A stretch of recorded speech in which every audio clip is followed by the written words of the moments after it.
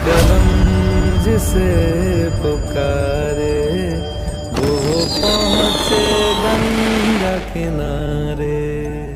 सदियों से भारत की आस्था, संस्कृति और जीवनदायिनी रही मां गंगा की अविरलता और निर्मलता को बचाना केवल एक सरकारी प्रोजेक्ट नहीं बल्कि एक राष्ट्र का संकल्प था। 2014 में जब प्रधानमंत्री श्री नरेंद्र मोदी जी ने काशी की धरती से ये कहा था कि मुझे मां गंगा ने बुलाया है, तब एक नए युग की शुरुआत हुई थी। न मुझे किसी ने भेजा है, न मैं यहाँ आया हूँ, मुझे तो मां गंगा ने बुलाया है। दशकों से उपेक्षित और प्रदूषण की मार झेल रही गंगा की पीड़ा को मोदी सरकार ने न केवल समझा बल्कि जून 2014 में नमामि गंगे जैसे दुनिया के सबसे बड़े नदी संरक्षण अभियान की नींव रखी। ये मिशन मोदी जी के उस अटूट समर्पण का प्रतीक है जिसने भारत की सबसे पवित्र नदी को उसके खोए हुए गौरव को वापस दिलाने का बीड़ा उठाया। सरकार ने शुरुआत में 20,000 करोड़ रुपए का बजट दिया, जिसे बाद में बढ़ाकर 42.5 हजार करोड़ रुपए कर दिया गया। ये राशि इस बात का प्रमाण है कि मोदी सरकार के लिए गंगा की शुद्धि केवल शब्दों में नहीं बल्कि एक ठोस धरातल पर एक प्राथमिकता है। 2014 से पहले की स्थिति किसी से छुपी नहीं है। गंगा का अस्तित्व संकट में था क्योंकि हर रोज करोड़ों लीटर गंदा सीवेज और फैक्ट्रियों का जहरीला कचरा सीधे पवित्र जल में मिल रहा था। पुराने समय की सरकारों ने केवल नदी की सफाई के नाम पर छोटे मोटे प्रयास किए, लेकिन मोदी जी ने इसे integrated river basin management model के रूप में विकसित किया। मोदी सरकार की दूरदर्शिता का ही परिणाम है कि आज गंगा बेसिन में रहने वाली 43% आबादी को एक नया और स्वस्थ जीवन मिल रहा है। इस सरकार ने पुराने ढर्रे को बदलकर सीवेज ट्रीटमेंट, रिवर फ्रंट विकास, घाटों का आधुनिकीकरण, वनीकरण और जैव विविधता के संरक्षण को एक साथ जोड़ा। ये प्रधानमंत्री मोदी की इच्छा शक्ति है और आज इसके परिणाम पूरी दुनिया के सामने गौरव के साथ खड़े हैं। इस अभियान की सबसे बड़ी सफलता सीवेज ट्रीटमेंट इंफ्रास्ट्रक्चर के विस्तार में देखी जा सकती है।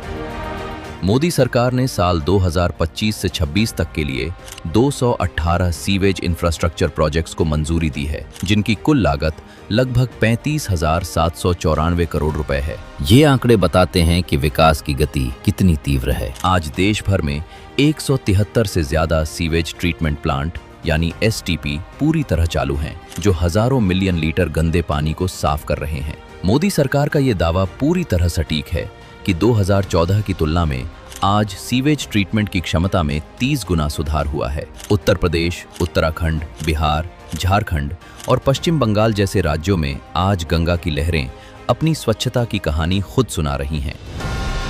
प्रधानमंत्री श्री नरेंद्र मोदी जी के संसदीय क्षेत्र वाराणसी की बात करें तो इसे नमामि गंगे का फ्लैगशिप शहर बनाकर पूरी दुनिया के लिए एक मिसाल पेश की गई है। काशी के घाटों का जो कायाकल्प हुआ है वो अकल्पनीय है। नए घाटों का निर्माण, शमशान घाटों का आधुनिकीकरण और भारी क्षमता वाले एसटीपी ने वाराणसी की तस्वीर बदल दी है। इसी तरह कानपुर, जो कभी चमड़ा उद्योगों के प्रदूषण के लिए बदनाम था, वहां आज आधुनिक तकनीक वाले ट्रीटमेंट प्लांट लगाए गए हैं और उद्योगों के कचरे की ऑनलाइन निगरानी की जा रही है। हरिद्वार और ऋषिकेश में रिवर फ्रंट के विकास ने न केवल पर्यटन को बढ़ावा दिया है बल्कि भक्तों को मां गंगा के साथ एक स्वच्छ और दिव्य अनुभव प्रदान किया है।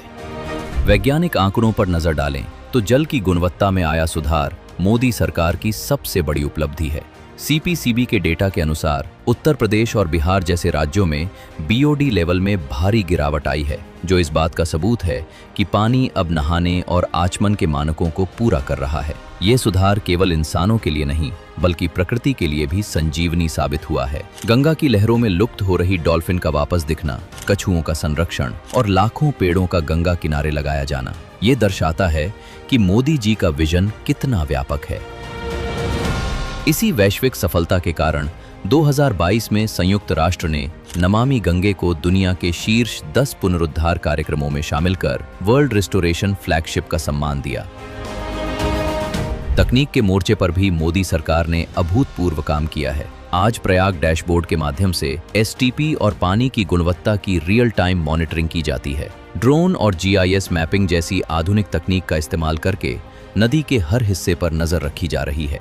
लेकिन ये मिशन केवल तकनीक और बजट तक सीमित नहीं रहा। मोदी जी ने इसे गंगा प्रहरियों, गंगा ग्राम और स्कूल के बच्चों के साथ जोड़कर एक सामाजिक चेतना पैदा की है। स्वच्छ भारत मिशन के साथ इसके जुड़ाव ने ग्रामीण इलाकों में खुले में शौच को खत्म कर गंगा की स्वच्छता को और मजबूती दी है। अंतर्राष्ट्रीय स्तर पर भी आज नमामि गंगे को क्लाइमेट स्मार्ट यूटिलिटी और बेहतरीन जल प्रबंधन के लिए सराहना मिल रही है। चुनौतियां तो हर बड़े काम में आती हैं, लेकिन मोदी सरकार की खूबी ये है कि वो रुकती नहीं है। सीवेज लाइनों को घरों से जोड़ने और शहरीकरण की समस्याओं के बावजूद सरकार निरंतर नए लक्ष्यों की ओर बढ़ रही है। मोदी सरकार ने दिखा दिया है कि यदि नेतृत्व मजबूत हो और मंशा साफ हो तो दशकों पुरानी समस्याओं का समाधान संभव है। आज वाराणसी के चमकते घाट हों या कानपुर की साफ होती लहरें, हर जगह मोदी सरकार के अटूट संकल्प की छाप दिखाई देती है। यह मिशन भविष्य की पीढ़ियों के लिए एक सुरक्षित और समृद्ध भारत की नींव रख रहा है। अंत में ये कहना गलत नहीं होगा कि नमामि गंगे केवल एक नदी की सफाई का अभियान नहीं है, बल्कि ये भारत के सांस्कृतिक पुनरुत्थान का प्रतीक है। प्रधानमंत्री श्री नरेंद्र मोदी जी के नेतृत्व में भारत ने वो कर दिखाया जो पहले असंभव माना जाता था। गंगा आज पहले से कहीं अधिक अविरल और निर्मल है, और इसका श्रेय मोदी जी की दूरगामी सोच और उनकी सरकार के अथक परिश्रम को जाता है। ये राष्ट्र हमेशा मोदी सरकार का ऋणी रहेगा, जिसने हमारी आस्था के केंद्र और हमारी जीवन धारा माँ गंगा को एक नया जीवन दान दिया है।